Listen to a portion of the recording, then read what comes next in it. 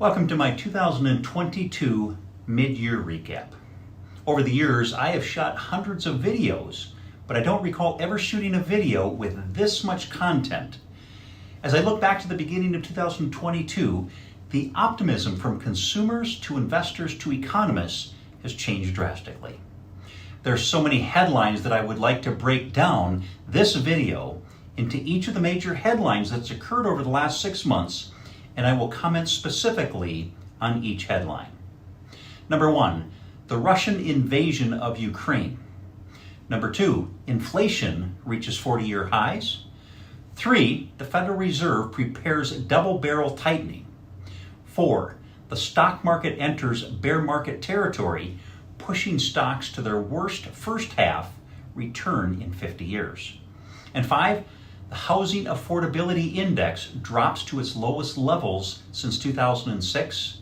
And lastly, leading investment strategists and economists' opinions vary for the balance of 2022.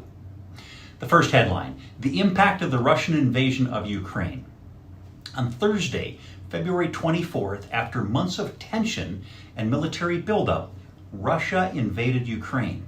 It was the first major war between European nations in decades and brought significant humanitarian and economic ramification for the entire world.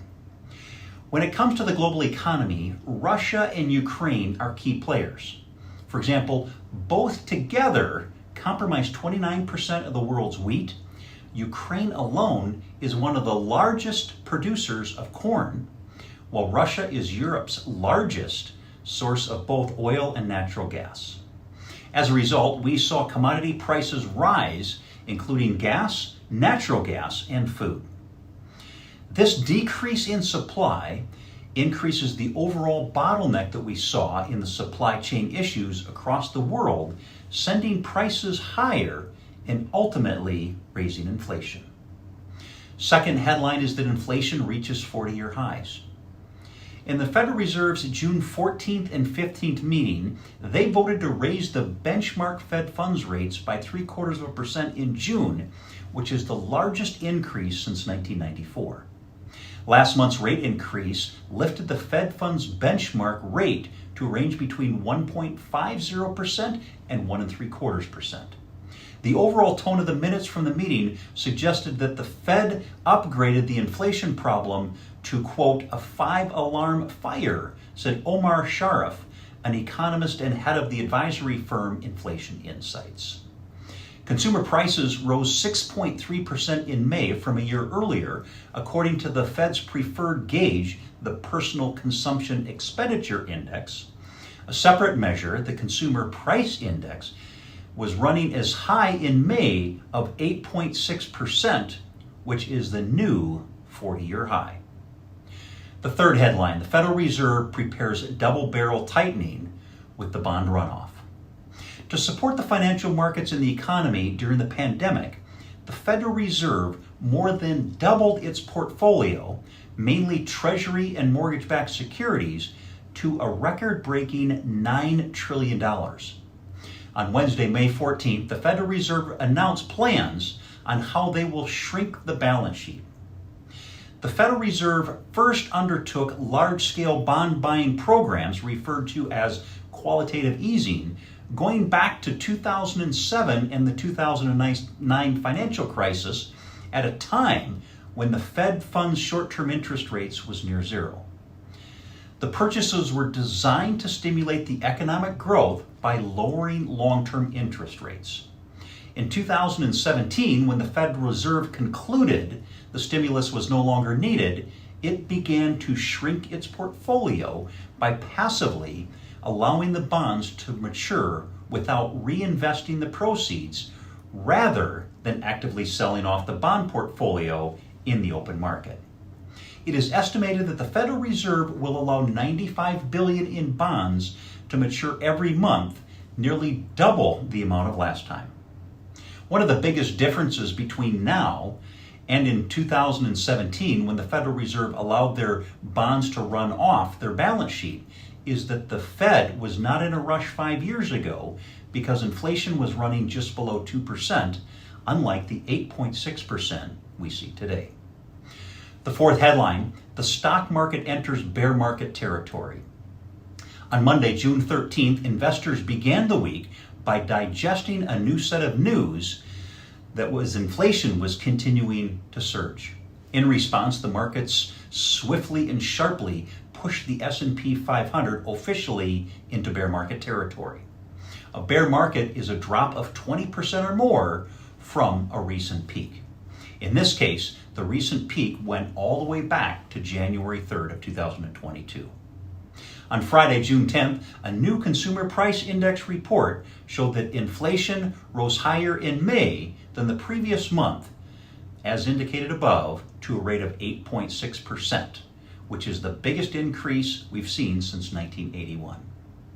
This means the Federal Reserve now has a choice of 1, raising interest rates more aggressively and risk triggering a recession, or 2, continue the same measure and risk worsening inflation. Higher interest rates are a proven tool to fight inflation, as higher interest rates reward savings versus spending. And if America spends less, demand for goods and services go down, forcing companies to lower their prices if they want to attract new business. Lower prices, of course, means lower inflation. On the other hand, higher rates means higher borrowing costs and more expenses for both individuals and companies. If rates rise too high or too fast, it could trigger a nationwide layoff and a major sell-off in the housing market. Until now, we've had 3 bear markets in the 21st century. The first, in the early 2000s, lasted for 929 days. The second, the Great Recession, lasted 517 days. But the third, back in 2020, only lasted 33 days. The fifth headline, the Housing Affordability Index drops to its lowest level since 2006. Record home prices and higher mortgage rates in May made it the most expensive month since 2006 to buy a home, prompting more buyers to give up and pressure sellers to cut asking prices. The National Association of Realtors Affordability Index fell to 102.5 in May, the lowest level since 2006 when it was at 100.5. The index incorporates the median existing home prices, the median family income, and average mortgage rates. A decline in affordability makes it especially difficult for first-time homebuyers to enter the home market. The typical monthly mortgage payment rose to $1,842 in May, up from $1,297 in January, and some buyers can no longer qualify for mortgages, while others are unwilling to pay hundreds of dollars more a month compared to what they had budgeted just a few months ago. And 6, leading economists' opinions for the remaining in 2022 vary significantly. After the worst first half stock market decline in over half a century, the Wall Street Journal asked 7 leading investors and strategists to share their outlooks for the second half of 2022. One chief investment officer said, quote, "We haven't seen risk assets go down this hard in at least 50 years. But the other side of the downturn like this are almost always significant bounce backs." He goes on to say, quote, "I don't recall the prices of good quality assets looking so attractive in years." Another chief investment officer said, "The Fed won't stop raising interest rates until they see inflation cooling, and service inflation won't come down until the labor market softens." Yet another economist says, quote, "The bear market has everything to do with the Fed, and the ship was pointed towards a massive stimulus back during COVID, and now the ship is towards tightening a financial condition, and it's going through its cycle. I think the only recession is likely may already be one." And another analyst indicated, "We won't see downward earnings revision fully priced in until the fourth quarter. Until we do, equities won't rebound. The probability of a recession is rising, but even our worst case scenario is for a mild recession." And lastly, an economist for one of the largest banks said, quote, "We're going to see a bounce. The threat of a recession has grown, and the economy is clearly going to slow down, but inflation will come down, prompting the Fed to slow down its aggressive hikes as well. Unless there's a shock, stocks and bonds can rally." As mentioned by one of the economists above, the Federal Reserve and the U.S. government has been steering this economic ship since the pandemic began in 2020.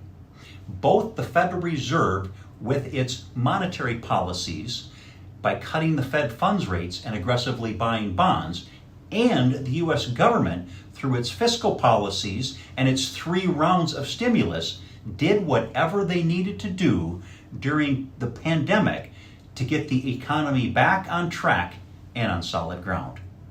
The problem? The Federal Reserve and the U.S. government created so much liquidity with supply chain constraints that too much money chasing too few of goods is a perfect recipe for inflation. We are now in a situation where the Federal Reserve is having to play catch up to slow the overheated economy to bring down inflation. So, what does all of this mean? I think there are several lessons to be learned from the past 2 years. The first is the importance and the impact the U.S. government and the Federal Reserve can have on our U.S. economy. Number 2, the Federal Reserve's main goal is to keep our economy growing at a consistent rate, and when the economy has extremes, either up or down, it uses its necessary tools to make the adjustments. And last and finally, as my last headline indicated, leading experts can't agree on the direction of the U.S. economy and where the markets will be at the end of the year. So it's important to remember that no one is accurate in predicting the future of our economy all the time. And as I shared with you earlier, bear markets can last as long as 3 years and as short as a month. While a bear market may be a signal to the end of a bull market, it does not signal the end of a sound long-term investment strategy.